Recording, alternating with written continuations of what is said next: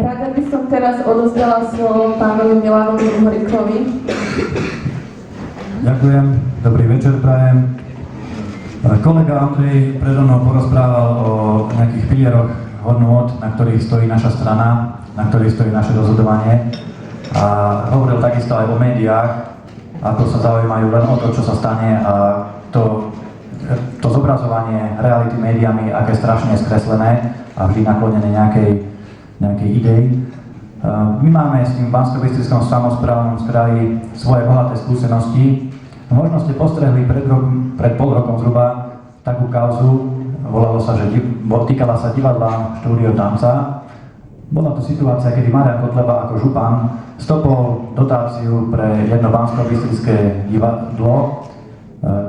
Tá dotácia mala ísť na festival alternatívneho tanečného umenia. Médiá o tom informovali negatívne, vykreslovali nás ako extrémistov, ako nejakých analfabetov, čo sa nerozumia do kultúry, čo idú cenzurovať kultúru. My by sme vám teraz radi pustili také krátke videjko, aby ste videli, kde je pravda, a aby ste porovnali tie dojmy, čo ste mali vtedy z médií, s tým, aká bola skutočnosť.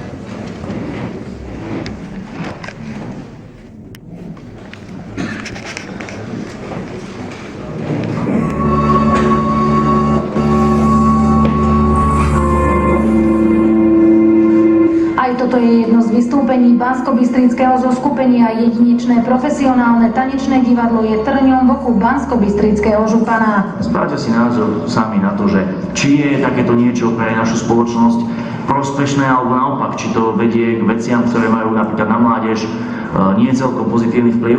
Nepodpísal preto zmluvy na čerpanie dotácií z Ministerstva kultúry. Divadlo tak prišlo o peniaze, muselo zrušiť prestížny festival Dní tanca. Kotleba chce peniaze z grantu vrátiť ministerstvu do konca augusta. Naozaj nám je to veľmi, veľmi ľúto, pretože to bol mimoriadne kvalitný program, hviezdne súbory. Kotlebovi nie je pochutí výber vystúpení ani umelcov. Nepáčilo sa mu predstavenie o mladej fotografke, ktorá spáchala samovraždu, či vystúpenie maďarskej sexuologičky. Divadlo poskytlo priestor aj medzinárodnej konferencii. Ja ako predseda kraja sa odmietam spolupodielať na financovaní tejto deštruktívnej činnosti mimovládnych organizácií. Vedenie divadla sa opakovane pokúšalo o stretnutie s predsedom BBSK, no doteraz sa tak nestalo. Pokiaľ bude vojna so župou pokračovať aj naďalej, vedenie divadla tvrdí, že im hrozia existenčné problémy. Nevieme od septembra do decembra, či budeme môcť zabezpečiť niektoré externé služby, ako napríklad divadelné služby. Divadlo Tanca podporujú aj iní umelci. Koncom minulého týždňa zorganizovali pohreb a do vestibulu úradu priniesli symbolický trúhlu. Kotleba nie len okráda tento štát a nás o finančný hodnot, ale o duchovnú hodnotu, ktorá je dnes ešte nevyčísliteľná. Ak niekto toto pokladá za likvidáciu a nejaký pohreb kultúry, tak potom asi nevie, čo znamená zarobiť si tie peniaze vlastnou prácou. Kto to nepozná, tak môže možno súdiť všelijako, ale je to tvrdá práca. Z Banskej Bystrice Katarína Kováčiková, televízia JOJ. Čiže vidíte sami, aký je veľký rozdiel medzi tým, čo ste videli v médiách, a medzi tým, aká bola skutočnosť, to, čo sme my vedeli predtým. Ja sa nebudem teraz tomu už viac vyjadrovať. Poprosím teraz už priamo Mariana Kotlebu, nech to okomentuje on svojimi slovami.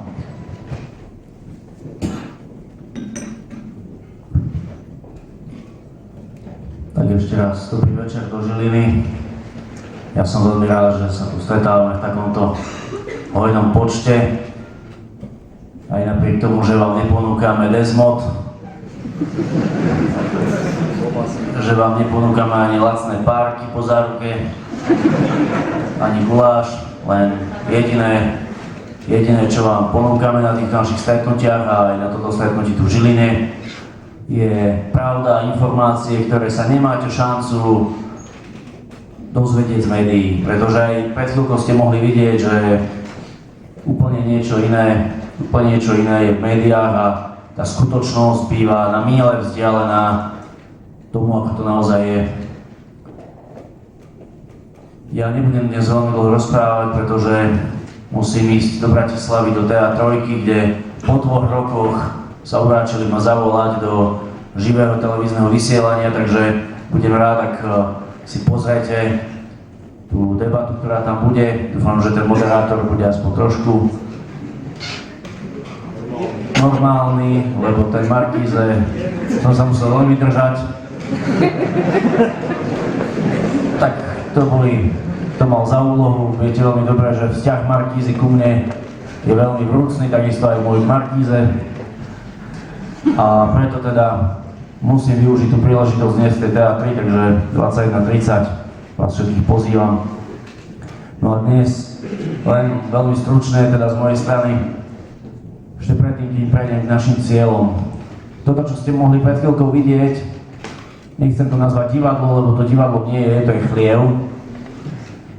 Pretože ak by nám, čo sme tu trošku starší, niekto pred 20 rokmi povedal, že za kultúru sa raz bude považovať to, keď nahé ženy sa budú váľať po zemi na javisku, alebo keď sa budú muži chytať pomedzi nohy, tak by sme si asi zaťukali na hlavu. Žiaľ, dnes je situácia taká, aká je. Všetky tie vlády od 93. alebo od 89. podnes nás cieľavedome tlačili do tejto situácie, že Slovensko je úplne zdevastované, zničené po každej stránke, aj po tej kultúrnej, ako sme mohli vidieť. A najhoršie na tom je, že na takéto niečo sa skladáme my všetci. Aj tí, ktorým sa to nepáči, aj tí, väčšina, dúfam, že tu skoro všetci, ktorí máme ešte zdravý rozum a chápeme, že toto je všetko možné, len nie je kultúra. Naša strana je postavená na 3 základných pilieroch: sociálnom, národnom a kresťanskom. Nie každý z tých našich hodnôt alebo z toho nášho presvedčenia, z tých pilierov nášho programu, našej strany sa musí dotýkať vás, všetkých, ktorí ste tu. Niekto je možno menej národne cítiaci, aj keď tu v Žiline asi nie. Niekto to možno menej s tým kresťanstvom tak cíti a niekto tie sociálne hodnoty možno vníma trošku inak, ale všetkých, ktorí sme tu, vás aj nás, ktorí sedíme tu vpredu, sa jedna vec dotýka úplne rovnako. Dnes na Slovensku sa nedá žiť z lásky ani zo vzduchu, všetci žijeme z nejakých peňazí. Peniaze sú potrebné na jedlo, na bývanie, na všetko. A hlavne tá finančná stránka je zaujímavá ohľadom tohto divadla, čo ste mohli vidieť pred chvíľkou. Krajskí poslanci za klub Smer KDH, aby som to nemusel stále opakovať, tak vám poviem na začiatku, že Smer a KDH to je vlastne jeden klub u nás v kraji, to sú ako jeden muž.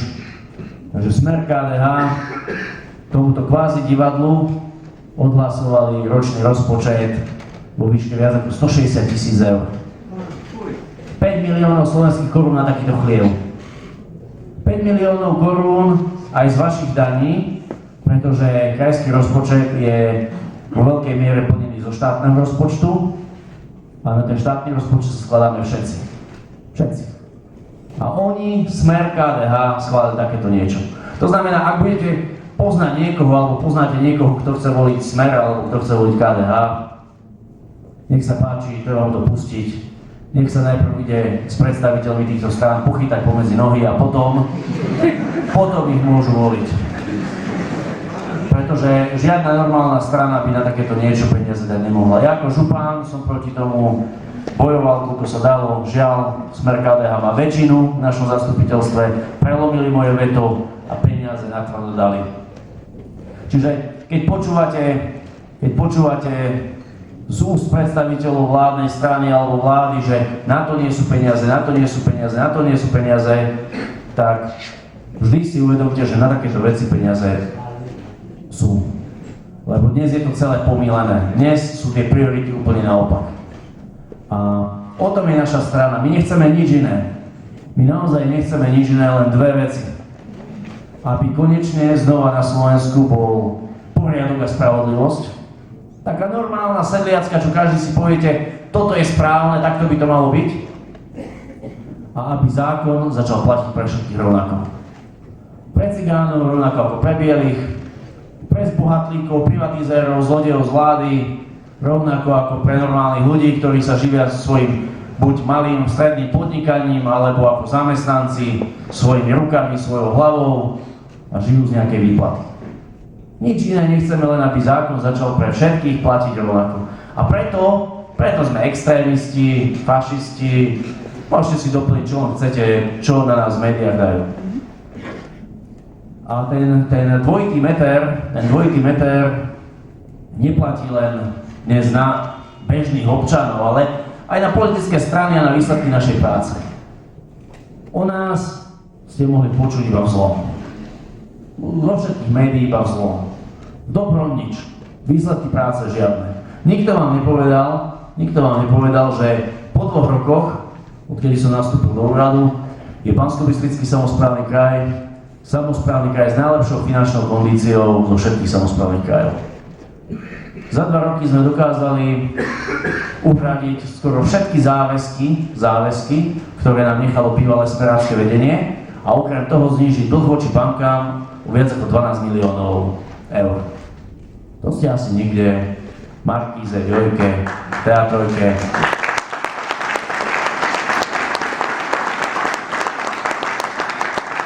Nepočuli, nevideli. Napriek tomu som ja ten úplne najhorší a nekompetentný a neviem čo všetko. Pričom pravda je taká, že Prešovský samosprávny kraj, na čele ktorého je smerácky predseda, za tie isté 2 roky svoj dlh o 12 miliónov zvýšil. To znamená, keď my sme poctivo pracovali, narábali s verejnými zdrojmi, šetrili peniaze na všetkých, tak oni naopak rozhajdákali 12 miliónov navyše, takže si ich museli požičať. A potom sa nemôžeme čudovať, že vláda len za posledné 2 roky, keď porovnáme tie 2 roky, zadlžila nás všetkých štátny rozpočet o viac ako 2,3 miliardy eur. No lebo porozdávali svojim, o nič iné nešlo. Za posledné 4 roky narastol štátny dlh Slovenskej republiky o viac ako 12 miliard eur. Na súčasných, neviem či viete, možno to tam je zobrazené teraz, neviem, súčasný štátny dlh Slovenska je 41 miliard eur. To znamená 7 500 eur na každého jedného, ktorý ste tu, na každého jedného, ktorého poznáte, na tohto malého chlapca, ktorý tu sedí predo mnou v červenej mikine, na všetky patolatá, ktoré poznáte, na 2-ročné deti, proste na všetkých. Milan Uhrík vám o to povie viac za chvíľku. Len ja som chcel na začiatok, aby ste si uvedomili ten obrovský rozdiel. A my, ktorí v kraji sa správame zodpovedne k peniazom, tak sme tí najhorší, a tí, ktorí rozkrádajú a zvyšujú dlh na všetkých, tak tí sú proste super. A tí sa každý deň, každý večer sa vám smejú do tváre s hodinkami za 20 za 30 tisíc na rukách a hovoria vám o svetlejšom zajtrajšku. Pričom dnes je situácia taká, že sme otrokmi na pôde našich predkov, sme otrokmi vo vlastnom štáte. A nielen to, my sme občanmi druhej kategórie, možno tretej, možno štvrtej. Poviete si, ako to je možné, veď predsa sme štátotvorný národ. No to možno ešte zatiaľ sme, kým nie sme menšinou, ale sme na druhej kolaji. Keby to nebola pravda, keby dnes štát naozaj fungoval a my by sme neboli na druhej kolaji, neboli by sme tou druhou triedou, tak sa nestane to, čo sa stalo na jeseň minulého roku, 2015. Čo sa stalo? No stalo sa to, že vláda tým, ktorí celý život budovali tento štát, či ako Československú socialistickú republiku, alebo ako Československú federatívnu republiku, alebo teraz ako Slovenskú republiku, zdvihla dôchodky v priemere o 2 eurá. Moja starka, 42 odrobených rokov, dôchodok o 2 eurá. To radšej mohol prísť Fico k nej do obývačky a napúť jej do tváre. A všetkým tým dôchodcom rovnako. A už keby prišiel k tej mojej starkej, tak by som využil tú príležitosť na 5-sekundovú debatu a Slovensku by si hľadalo nového premiéra.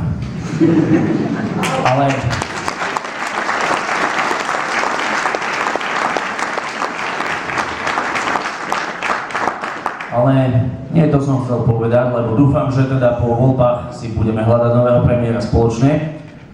Ale inú vec som chcel povedať. Tí, ktorí celý život budovali tento štát, vďaka ktorým je možno postavený aj tento hotel. Tí, Tých si vláda ohodnotila na necelé 2 eurá, to znamená 55 korún, 57. A tí, ktorí pre tento štát nikdy nič nespravili a vozia ich sem po tme lietadlami, vlakmi, hovorím o imigrantoch, tak na tých, na každého jedného dáme mesačne 1500. Čiže tí, čo pracovali, sú hodní 2 eurá. Tí, čo nerobili a nič dobré nikdy v Slovensku s nich mať nebude, tak na tých dávame 1500. Lebo musia mať zadarmo ubytovanie, stravu, zdravotnú starostlivosť a ešte vreckové. Ale vláda nám hovorí, chránime Slovensko, robíme pre ľudí. Pre ktorých ľudí sa pýtam? Pre ktorých ľudí, keď tí, ktorí pracujú, sa majú v podstate z roka na rok horšie. A na druhej strane je tu obrovská skupina ľudí, ktorí nikdy nerobili a majú všetko zadarmo.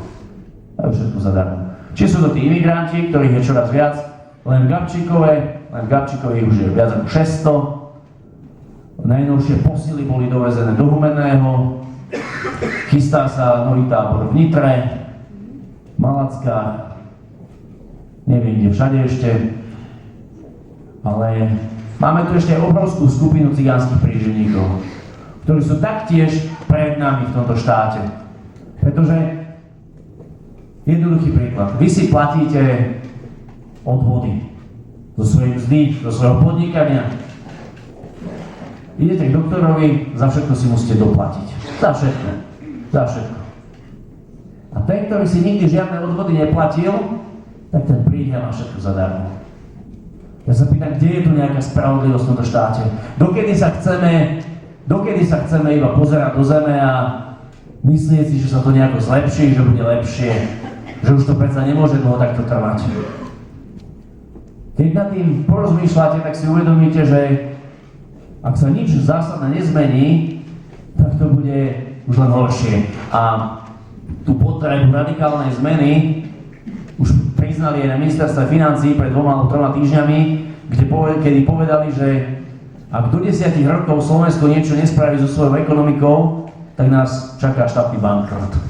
Štátny bankrot znamená, že Slovensko že nebude už vládať splácať ani úroky z úverov. Ani úroky z tých 41 miliárd. Nie sú len tie úroky 1,2 miliardy ročne. O 10 rokov to môže byť 2,5 alebo 3 miliardy.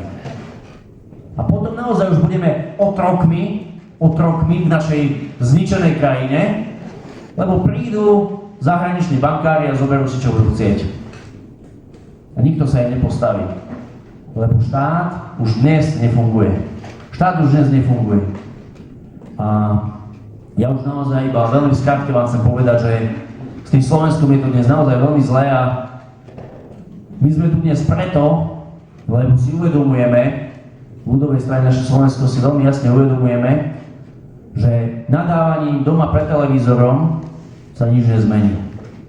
Ani tým, že budete v krčme búchať, alebo budeme v krčme búchať pesťou po stole pri pive, tým sa tiež nič nezmení.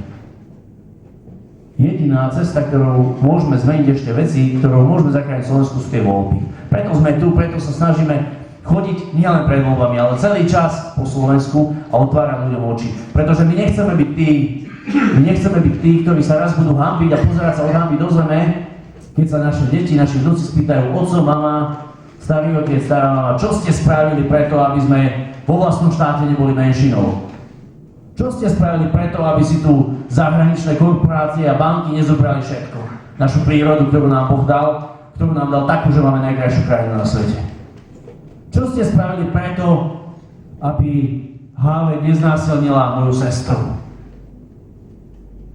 A my nechceme byť tí, ktorí sa budú naozaj len pozerať a nebudú mať odpovede na tieto otázky, prirodzené otázky detí, ktoré chápu veci a nevedia, že čo sa už nepatrí spýtať.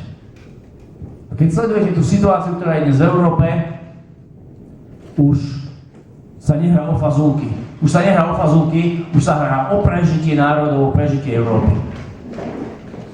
Slovensko je dnes vo veľmi zlej situácii. Nie sme suverénny samostatný štát. Možno si poviete tvrdé reči, Kotleba to rozpráva. Bol by som veľmi rád, keby som to hovoriť nemusel. Žiaľ. je to pravda. Ako župan som naučený mať všetky svoje veci podchytené, podložené tak, aby som ich vedel zdôvodniť. A tie dôkazy týchto tvrdení vám poviem aj tu. Celá tá likvidácia Slovenska, na ktorom kedysi sme všetko mali a všetko tu fungovalo na špičkovej úrovni, zdravotníctvo nám závideli na západe, mali sme poľnohospodárstvo funkčné, mali sme nejaký ten priemysel, ktorý tu fungoval, kým neprišiel Havel a všetko nám to nezničil. Mali sme armádu, mali sme školstvo, proste fungovali veci. Likvidácia Slovenska začala v roku 2004.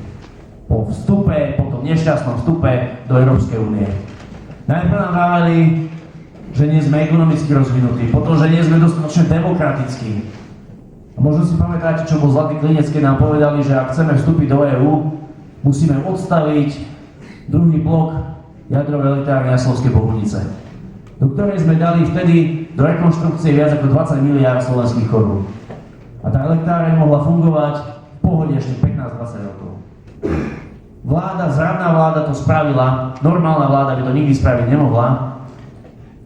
A Slovensko sa v priebehu pár mesiacov stalo závislým na cudzej energii. Dnes je situácia ešte horšia. Dnes nie len, že časť energie dovážame, ale ešte aj za tú, ktorú vyrábame na Slovensku, platíme talianským firmám. Úplne sme stratili energetickú sebestačnosť. Ale tie veci išli ďalej. Po strate energetickej sebestačnosti prišla strata potravinovej sebestačnosti. Postupne účelovo na schvál zlikvidovali poľnohospodárstvo, ktoré na Slovensku bolo na špičkovej úrovni. Poľnohospodárstvo robilo rádovo 10 000 ľudí. Dnes namiesto toho robia stovky ľudí, ale v obchodoch. A tí, ktorí robili v poľnohospodárstve, buď majú náhradnú prácu, ak majú šťastie, alebo sú bez roboty. A výsledok je taký, že namiesto kvalitnej slovenskej stravy si chodíme kupovať humus do Billy, Kauflandu, Teska, Lidla, Hypernovy. Ja len chcete. Poľské zemiaky, talianské jablká, írske hovädzie mäso, holandské, nemecké, chemické jogurty, ktoré keď vyložíte na 2 dní, na 2 týždne na slnko, tak sa im nič nestane, lebo chemické zlúčeniny sa nekazia. A naše deti to jedia. A zisky z týchto reťazcov končia v zahraničných rukách, pretože majiteľmi reťazcov sú cudzinci. Slovenská republika denne dováža viac ako 40% potravín. Denne. Namiesto toho, aby naši ľudia mali prácu a vyrábali kvalitné jedlo, my dovážame 40% potravín každý deň. Ročne, priatelia, minieme na dovezené potraviny rovno 1 miliardu eur. 1 miliardu eur. 385 miliónov iba na mäso. Ďalších viac ako 300 miliónov, podržte sa, na vajcia a mlieko. Na vajcia a mlieko dovážame vajcia a mlieko, ale viete prečo? Pretože oni nás chcú mať v postavení kolónie. A my sa dnes správame ako čistá kolónia. To, čo sa neminie v materskej krajine, v Nemecku, v Anglicku, to predajú u nás. A namiesto toho, aby naši ľudia mali zodpovednú a normálnu prácu za normálnu mzdu, namiesto toho sú otroci a trasú sa, aby ešte mesiac im tá robota vydržala. Tak toto jednoducho nemôže fungovať. Ale vláda nám povie, buďme radi, že máme úniu, lebo vyvážame autá. Máme tu Kiu kúsok odtiaľto. Ja sa pýtam, koľkokrát za rok si kúpite nové auto a koľkokrát za rok si potrebujete kúpiť chlieba alebo vajcia? Kde je zdravý rozum? Nie len, že dovážame potraviny, pričom 80% z týchto potravín by sme si stále vedeli na Slovensku vyrobiť, to znamená reálne len 8% potravín by sme si museli doviesť, ale my ešte aj za našu vlastnú vodu, ktorú nám Pán Boh dal a o ktorú sa zabíjajú ľudia kvôli vode na Blízkom východe, tak my ešte aj za tú vodu platíme francúzským spoločnostiam. Všetko, čo sa dalo, nechali rozkradnúť a rozpredať. Všetky tie vlády od 89. roku, nie je medzi nimi rozdiel, nie je rozdiel. Preto všetci, keď ide do druhého, všetci sa trasú, len aby ľudová strana naše Slovensko nezískala nejaké lepšie pozície, lebo vedia, že my vieme, že medzi nimi nie je rozdiel. Ale to nie je všetko. My nemáme teda potraviny, energiu. My nemáme ani hranice dnes. Vláda vám vraví, chránime Slovensko. Už vám možno v Žiline prišli tie noviny vládnej strany. Hneď na začiatku chránime hranice, jednotka Hrad. Lenže hranice dnes nemáme. Ja som ako župan písal vláde list, obnovte ochranu štátnych hraníc. Prišiel po mesiaci, prišla odpoveď. Vláda Slovenskej republiky nemôže obnoviť ochranu štátnych hraníc, kým o tom nerozhodne Európska rada ako orgán Európskej únie. Čo my chceme? Čo my chceme? Dnes, keď si nedáte bezpečnostný pás v aute, zaplatí 20 eur pokutu, priestupok. Keď prejdete štátnu hranicu Slovenskej republiky, nepašujete zbranie, drogy, ženy, tak nespáchate ani priestupok. Ani priestupok. Polícia vás môže pozvať na párky a na čaj. Nič vám nemôžu jednoducho. Môžete si chodiť cez hranice ako chcete. Ako chcete. Tam nás dostali. Ja sa pýtam, kto z vás večer spíte doma tak, že máte nie odomknuté, ale otvorené dvere do kora na svojom dome alebo na svojom byte. Kto? Zdvihnite jeden ruku. Lebo do takého stavu dostali Slovensko. Do takého stavu dostali Slovensko. No a žiaľ, my dnes ale ani nemáme armádu, ktorú by sme na tej hranice mohli postaviť.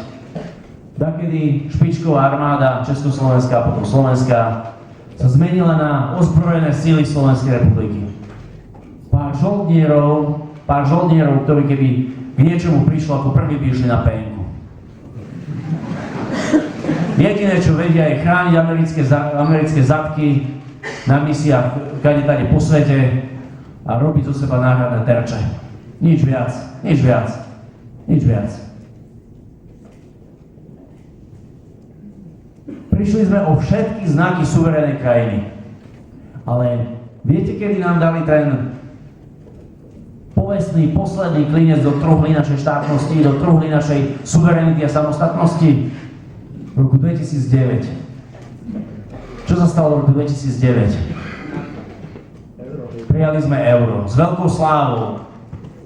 Slovenská národná strana, veľkí národniari kývkali, podporujeme euro.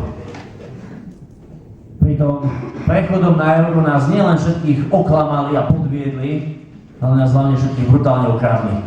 Všetkých, ktorí sme tu. Ekonómovia, ktorí neboli spätí s vládou ani s úniou, hovorili, že ideálny výmenný kurz by bol 15 slovenských korún za 1 euro. Tí, ktorí chápali, že sú za tým lobistické skupiny, hovorili, že 20 slovenských korún za 1 euro by bolo priateľné pre obidve strany. Nakoniec vláda prijala, ešte sa si pamätáte niektorí, 30,126 slovenských korún za 1 prašivé euro. Na každom jednom eure nás okradnú 10 korún. Na každom jednom. Na každom jednom. Každého z vás, ktorí ste tu. Zrátajte si počet eur krát počet ľudí. Taký veľký balík peňazí bol v jednej jedinej chvíli vynesený zo Slovenska, že si to nevieme predstaviť. A potom sa čudujeme, že na nič nie sú peniaze. A my keď hovoríme ľuďom pravdu a vravíme, že treba obnoviť štát, funkčný štát, na ktorý raz budeme môcť byť hrdí, tak sme znova extrémisti a fašisti. Keď hovoríme, že asociálom nedáme zadarmo nič, paraziti nedostanú nič, dostanú od nás prácu. Kolegovia vám povedia, ako v kraji fungoval náš pracovný program. Namiesto dávok dostali prácu. A bolo to super. Tak sme zase extrémisti, lebo ako to, že chceme, aby všetci pracovali a nikto nemal všetko zadarmo. A ja sa pýtam, ako to, že niekto má domy zadarmo, ale naše deti, keď sú bývať, tak si musia zaplatiť hypotéky. Kto nám postaví domy zadarmo? Nikto. Musím už ísť do tej Bratislavy. Toto všetko, čo som povedal, malo za cieľ iba jednu vec. Aby ste pochopili, že je najvyšší čas na to, aby sme obnovili spravodlivosť a rovnaký meter. Lebo keď budeme menšinou vo vlastnom štáte, už bude neskoro. Už tie zmeny nebudeme vedieť spraviť. Teraz ich ešte spraviť vieme. Ešte vieme spoločne zachrániť Slovensko. Ale nie pre nás, ktorí sme tu trošku starší, nie pre nás, pretože nás už čaká iba práca, ale pre naše deti a našich vnúkov. Pre tú mládež, ktorá je aj tu dnes, a ja som rád, že tu toľko malých ľudí, ale ešte aj pre tých, ktorí sú možno nenarodení, pre tých, ktorí majú dnes 2 roky. Lebo tí dnes o sebe rozhodnúť nevedia. Za tých musíme rozhodnúť my, pre tých musíme Slovensko vybojovať my, lebo nikto iný to neurobí. Od 89. prešlo strašne veľa času a ukázalo sa, všetkým to bolo úplne ľahostajné. Takže z mojej strany na dnes toľko. Ja vám veľmi pekne ďakujem za pozornosť. Už som to pretiahol, musím letieť do tej Bratislavy.